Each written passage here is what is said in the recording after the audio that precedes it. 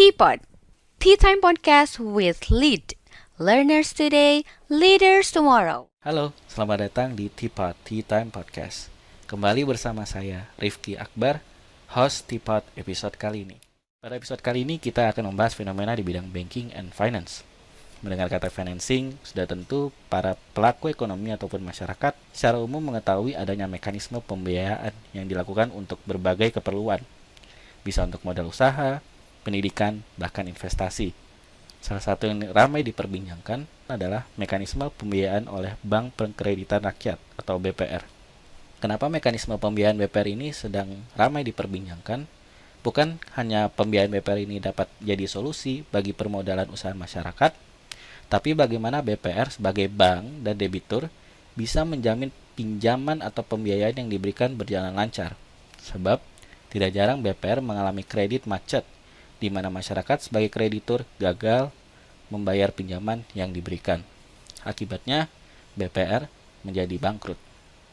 Seperti apa pembiayaan bank dari segi hukum dan seberapa efektif solusi kredit macet yang seharusnya dilakukan? Saat ini sudah bergabung bersama kita seorang kurator dan pengurus dari organisasi Asosiasi Kurator dan Pengurus Indonesia, profesi konsultan hukum pasar modal yang terdaftar di Otoritas Jasa Keuangan, serta senior litigator dari Dewi Jalal & Partners, Mas Sigit Wibowo. Mas Sigit begitu ya sering disapa. Betul, Mas. Bagaimana Diki. kabarnya Mas? Baik, alhamdulillah baik. Alhamdulillah, semoga sehat selalu Mas. Amin, amin, amin. Kalau boleh tahu, sehariannya seperti apa sih Mas? Boleh diceritakan sebagai senior litigator itu? Kesehariannya sebagai senior litigator itu sebagai fungsi supervisi terhadap kerjaan-kerjaan litigasi, khususnya di kantor Dewi Jalal & Partners. Oke. Untuk case-nya sendiri memang lebih banyak di bidang apa aja Mas? Boleh diceritakan lebih lanjut?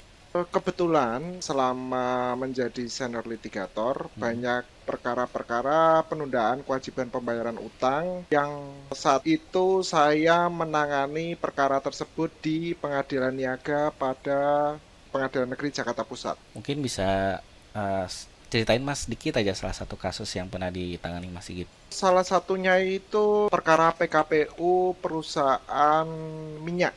Nah, ini menarik sebenarnya. Kasus perusahaan minyak yang kebetulan saat itu menjadi debitur. Kebetulan klien dari Dewi Jalal & Partners itu seorang kreditur. Nah, di situ salah satu perusahaan tersebut kita tangani, kemudian kita berikan pendapat-pendapat hukum mengenai penanganan strategis yang harus diselesaikan oleh kreditor dalam rangka penagihan tagihan dalam proses PKPU perusahaan minyak tersebut. Ada banyak hal yang sifatnya teknis ya di perusahaan minyak. Memang hukum ini sangat beririsan dengan bidang hukum lain, termasuk bidang energi, yang mana hal tersebut tidak hanya dipahami oleh seorang corporate lawyer dalam menangani transaksi-transaksi atau aksi korporasi perusahaan minyak, tetapi untuk lawyer litigasi itu memang perlu juga memahami agar dalam penanganan litigasi khususnya dalam PKPU perusahaan minyak ini dapat berjalan dengan baik. Nah, di situ saya belajar secara mandiri disertai dengan mentor-mentor dari partner-partner yang membimbing saya dalam memahami seluk-beluk proses bisnis suatu perusahaan minyak yang memberikan kacamata paradigma saya dalam menangani litigasi PKPU terhadap perusahaan minyak tersebut. Wah, baik Mas. Sangat menarik sekali mendengar kasus yang pernah Mas Sigit tangani. Ya, bersyukurnya seperti itu. Ya, betul Mas. Kita tarik dulu ke belakang Mas. Kita berbicara mengenai tadi saya sempat menyinggung tentang PKPU. Nah, di dalam dunia financing atau pembiayaan itu kerap terjadi gagal kredit pada saat kreditur itu tidak mampu melunasi tagihan kredit kepada debitur. Kalau dalam konteks korporasi yang secara bisnis itu besar, kita bisa katakan itu masuk ke ranah PKPU. Tapi dari sisi pembiayaan, seperti apa sih bentuk atau mekanisme bagi debitur yang bisa dilakukan untuk dalam tanda kutip memaksa kreditur untuk bisa melunasi utangnya Mas? Secara hukum itu legal dan secara tindakan itu dapat dilakukan.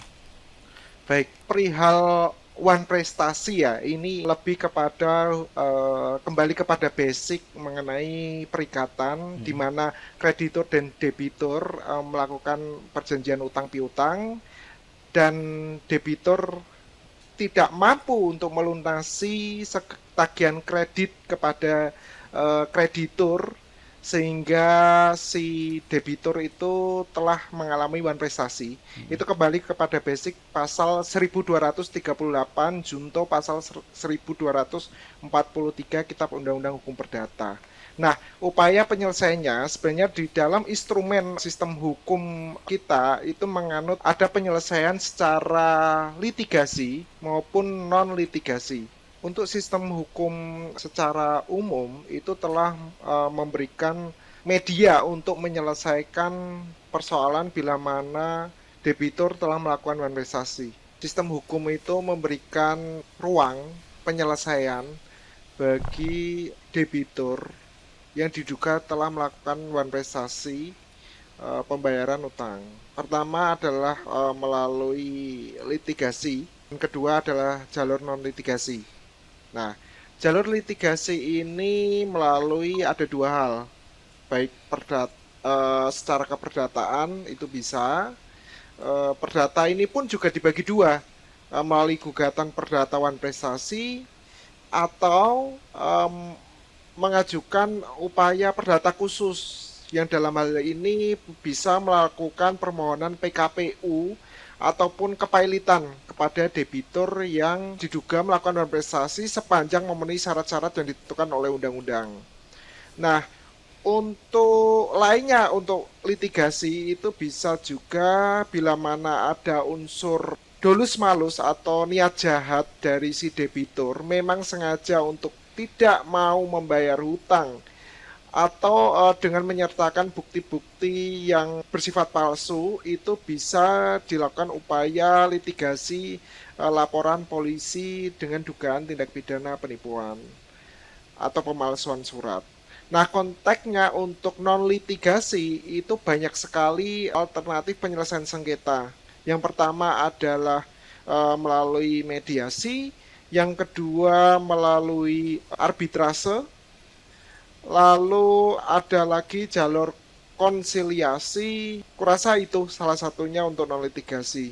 Kemudian di undang-undang yang sifatnya khusus, contohnya dalam lembaga pembiayaan yang disebutkan Mas Kiki tadi ya, di Undang-Undang Nomor 7 Tahun 1992 tentang perbankan yang kemudian dirubah melalui Undang-Undang Nomor 10 Tahun 1998 tentang perubahan atas undang-undang tersebut, diberikan ruang bagi bank untuk melakukan AIDA. Nah, itu AIDA. AIDA, Mas. Betul. Apa itu? AIDA itu apakah semacam jaminan yang diberikan oleh debitur kepada bank sebagai kreditur untuk sebagai jaminan agar mereka bisa membayarkan kreditnya atau seperti apa, Mas? AIDA ini kalau Mas Kiki lihat ya di beberapa ketentuan, baik dari Undang-Undang Perbankan, di Undang-Undang 10 tahun 1998 tadi yang saya sebutkan, kemudian Undang-Undang Nomor 21 tahun 2008 tentang perbankan syariah, ataupun yang sekarang itu ada Omnibus Law-nya, yaitu Undang-Undang Pengembangan dan Penguatan Sektor Keuangan di Undang-Undang Nomor 4 tahun 2023, itu telah dijelaskan bahwa AIDA ini merupakan sarana berupa aset yang diperoleh oleh lembaga perbankan dalam rangka penyelesaian kredit, baik itu melalui pelelangan atau di luar lelang. Dan di luar lelang pun bisa lewat penyerahan secara sukarela oleh pemilik agunan dari nasabah atau berdasarkan surat kuasa dari nasabah untuk menjual di luar lelang. Bila mana memang nasabah tersebut mengalami kredit macet. Nah, itu banyak sekali regulasi-regulasi yang khususnya di sektor perbankan. Itu Mas Kiki. Oke, menarik sekali, Mas. Tadi Mas Sigit sempat menjelaskan bahwa AIDA ini bisa menjadi salah satu mekanisme untuk bagi debitur untuk bisa menjaminkan agunannya untuk menjadi suatu jaminan untuk pembayaran kredit. Nah, dalam hal AIDA ini Mas, apakah AIDA itu sistem yang bisa berlaku atau mekanisme yang bisa berlaku bagi kedua pihak? Dalam arti begini, kalau misalnya saya sebagai debitur menolak mekanisme AIDA, apakah itu memungkinkan? Nah, sebenarnya AIDA ini legal spiritnya itu memberikan perlindungan kepada perbankan ya sebagai lembaga ekonomi makroprudensial atau mikroprudensial terkait dengan kesehatan keuangan. AIDA ini kan diatur melalui regulasi undang-undang ya. Pastinya perbankan untuk melindungi kepentingannya selaku kreditur pasti akan memuat klausula di dalam perjanjian pemberian kredit. Nah, ini selain sebagai kepastian, selain di undang-undang juga diikat dengan perjanjian. Manakala kreditur itu menolak untuk melakukan mekanisme AIDA, maka yang bersangkutan jelas melanggar ada dua hal, baik perjanjian maupun di dalam regulasi undang-undang perbankan atau dalam sekarang ini undang-undang P2SK. Nah, maka hampir tidak bisa nasabah itu menolak mekanisme AIDA. Dan juga pada prakteknya saat ini perbankan dalam memberikan kredit tetap meminta kepada nasabah untuk menyertakan suatu jaminan kebendaan. Contohnya bisa melalui hak tanggungan atau mungkin dengan fidusia dan jaminan kebendaan lainnya. Itu Mas Kiki. Oke, baik. Artinya apabila terjadi suatu kredit yang macet, maka debitur itu secara undang-undang dan peraturan yang berlaku itu memiliki kewajiban untuk menjaminkan hartanya sebagai salah satu bentuk pertanggungjawaban atas kredit tersebut. Baik, saya luruskan Mas Kiki. Ketika nasabah selaku debitur itu mengikatkan perjanjian utang piutang kepada perbankan selaku kreditur, pasti ada klausula yang namanya AIDA. AIDA ini manifestasi suatu hal yang diatur melalui Undang-Undang Perbankan di Undang-Undang 10 tahun 1998. Nah, kemudian ketika posisi nasabah itu menjaminkan jelas jaminan kebendaan yang pasti memiliki nilai yang bisa sama dari jumlah utangnya atau bahkan lebih. Pada prakteknya perbankan mematok nilai jaminan yang harus lebih dari nilai utangnya. Nah, ketika terjadi kredit macet, maka perbankan memiliki kewenangan oleh undang-undang ataupun di pasal yang mengatur AIDA tadi untuk apa? Melakukan pelelangan terhadap jaminan harta benda tadi, yang harta benda nasabah tadi, ataupun meminta kepada nasabah untuk menyerahkan secara sukarela. Nanti mekanismenya bisa dilakukan dijual secara lelang ataupun bisa kuasa menjual di luar lelang. Begitu Mas Kiki. Kalau berbicara mengenai prosesnya sendiri, tadi Mas Sigit sempat menyinggung ada yang dari pelelangan, ada juga yang bisa penjualan secara langsung dengan kesepakatan. Nah, secara implementasi seperti apa prosesnya Mas? Apakah lebih efektif untuk dilelang atau seperti apa Mas? Jelas kalau kita berbicara memilih efektif itu kita bisa dilihat dari dua sisi mata uang. Efektif di sini prosesnya cepat, tapi tidak memberikan kepastian hukum, atau prosesnya lama, tapi memberi kepastian hukum.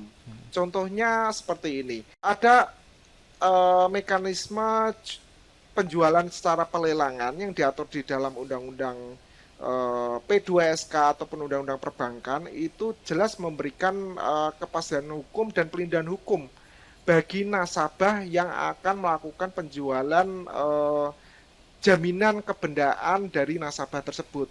karena pasti prosedurnya sudah diatur oleh balai lelang ataupun dari KPKNL setempat. Berbeda cerita ketika dijual melalui di bawah tangan atau dijual melalui mekanisme di luar lelang. Nah, itu jelas akuntabilitasnya tidak terpenuhi karena nilai dari objek yang dijual di luar mekanisme lelang itu takarannya tidak pasti. Nah, bisa nanti suka-suka dari si perbankan atau bahkan dari si nasabah. Ada potensi dispute di kemudian hari bila mana nilai objek yang dijual nantinya ada salah satu pihak yang dirugikan. Itu sih Mas Kiki. Plus minusnya ketika dilakukan pelelangan atau dilakukan penjualan di luar lelang. Baik, menarik Mas. Karena yang saya baca itu di peraturan perundang-undangan bahwa sebenarnya AIDA ini memang menjadi salah satu opsi.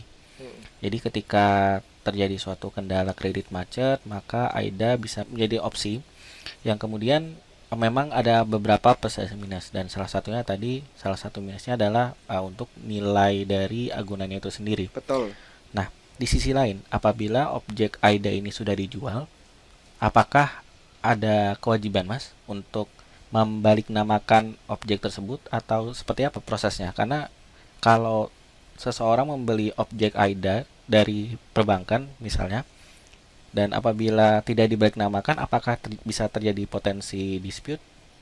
Ya, konteksnya AIDA ini Mas, bila kita contohkan dalam jaminan tanah, itu pasti tanah diikat yang namanya hak tanggungan.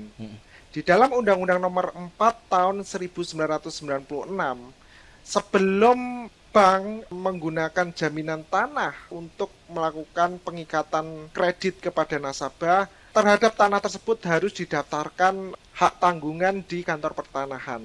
Ini sebagai legalitas atas bank sebagai pemegang hak tanggungan tersebut. Nah, ketika bank sebagai pemegang hak tanggungan tersebut ingin menjual, jelas bank memiliki kewenangan untuk menjual tersebut. Nah, konteksnya ketika dalam pelelangan, siapapun pembelinya nanti, pasti nanti ketika dijual dalam namanya tanah, peralihan hak tanah, tetap harus melalui pendaftaran tanah. Ketika ada proses jual beli, tetap ada balik nama terhadap tanah yang dijual melalui mekanisme lelang, ataupun tanah yang dijual melalui mekanisme di luar lelang, segala mekanisme yang diatur dalam AIDA tadi. Nah, itu konteksnya tetap yang namanya, lihat dulu konteksnya, jaminannya apa.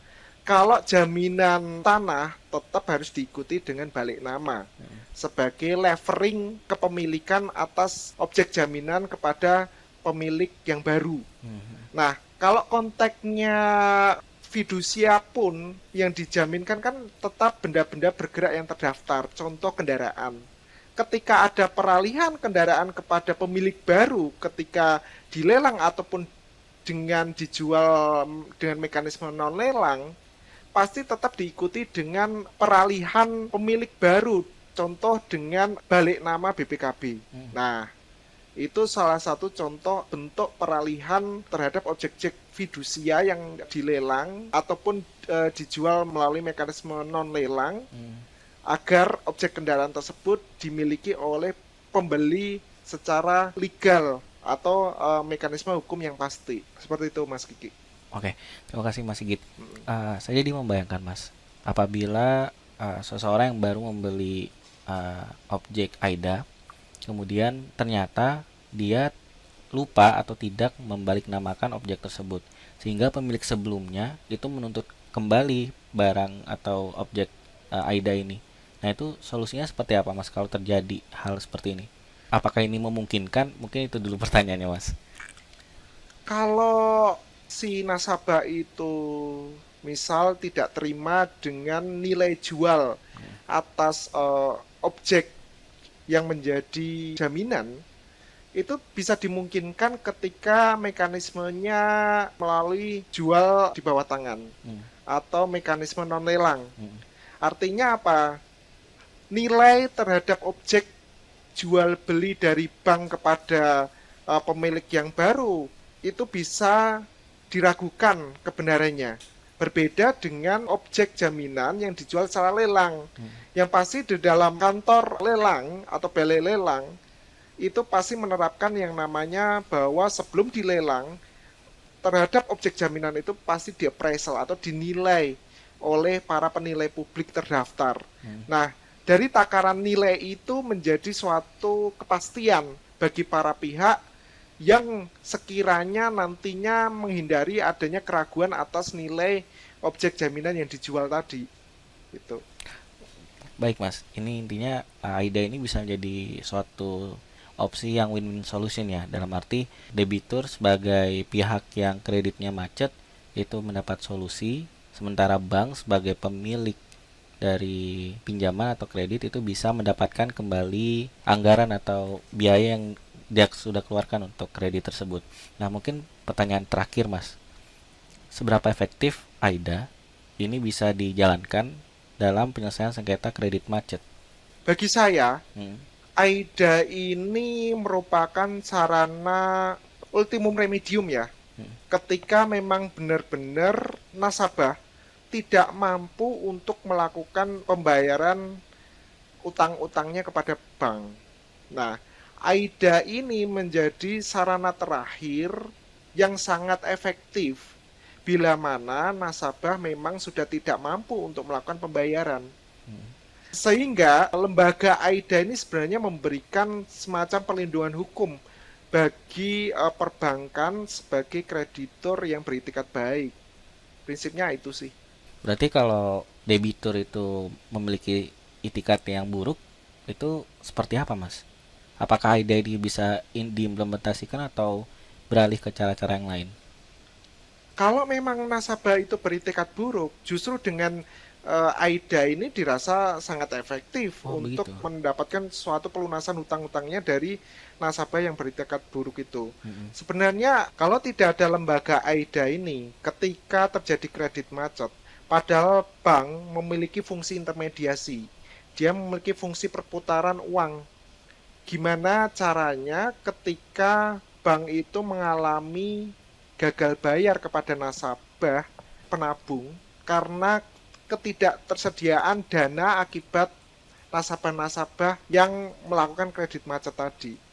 Justru dengan AIDA ini supaya apa? Menjaga kolektibilitas dari perbankan itu sendiri. Oke, baik Mas. Atau ketersediaan dana dari perbankan itu sendiri. Baik Mas, berarti bisa kita kesimpulkan bahwa AIDA ini memang bukan salah satu cara untuk menyelesaikan suatu perkara kredit macet, tapi dengan mekanisme AIDA itu bisa menjadi salah satu solusi bagi debitur dan juga bank, lembaga perbankan sebagai kreditur apabila terjadi suatu kredit macet, di mana di sini bank itu pasti memiliki kepentingan untuk tetap menjaga sirkulasi keuangannya sendiri. Dalam hal ini memang secara data juga banyak BPR bank perkreditan rakyat itu terpaksa tutup karena banyaknya terjadi sengketa kredit macet ini. Baik Mas, sebagai penutup mungkin Mas Sigit ada yang bisa berikan statement terakhir terkait dengan AIDA ini, apakah bisa direkomendasikan atau menjadi seperti apa Mas? Baik, closing statement saya, AIDA ini menurut saya sebagai sarana terakhir ya yang harus dilakukan perbankan kepada para nasabah yang memang mengalami kredit macet. Ada banyak sarana penyelesaian yang pertama kali bisa diambil melalui alternatif penyelesaian sengketa ataupun melalui jalur litigasi. Oke, mungkin sebagai pertanyaan terakhir, banyak masih dijelaskan bahwa AIDA ini merupakan salah satu mekanisme yang cukup bisa menjadi opsi atau bahkan menjadi ultimatum remedium. Tadi mengambil kata Mas Sigit bahwa AIDA ini bisa menjadi salah opsi terakhir bagi sistem pembiayaan yang mana bisa menyelesaikan masalah kredit macet. Sebetulnya sebagai pertanyaan terakhir, seberapa efektif sih AIDA ini dan apakah Mas Sigit bisa merekomendasikan mekanisme AIDA ini apabila bank-bank yang sedang mengalami masalah kredit macet itu bisa mendapatkan dalam tanda kutip solusi dan angin segar seperti itu, Mas. Ya, Hmm. ya. Menurut saya AIDA ini merupakan sarana yang efektif ya. Saya bilang AIDA ini sebagai last resort lah dari segala penyelesaian yang saya sebutkan tadi, baik litigasi maupun non-litigasi, bila mana sarana tersebut sudah tidak efektif diberlakukan kepada tanda kutip quote and quote debitur atau nasabah yang nakal. Nah, sehingga AIDA ini dirasa sebagai sarana yang cukup efektif dan efisien agar perbankan itu mendapatkan pelunasan pembayaran atas tunggakan-tunggakan dari nasabah yang mengalami kredit macet tersebut. Itu sih, Bang Kiki. Oke, baik. Pada intinya AIDA ini seperti kata Mas Sigit bisa menjadi salah satu solusi bagi lembaga perbankan untuk menyelesaikan sengketa kredit macet.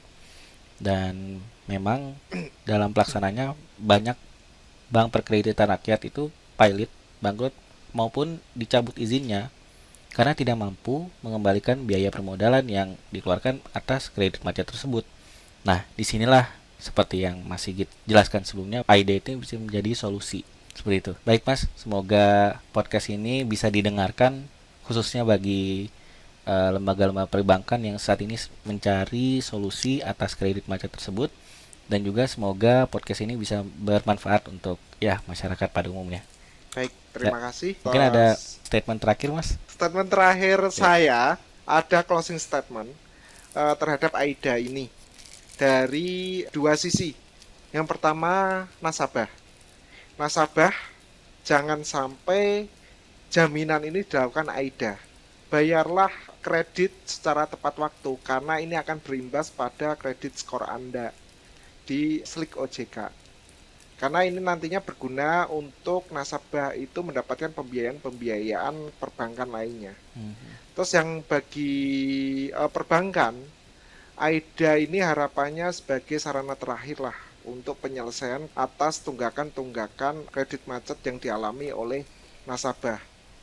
Kecuali bila memang nasabah tersebut quote and quote nakal.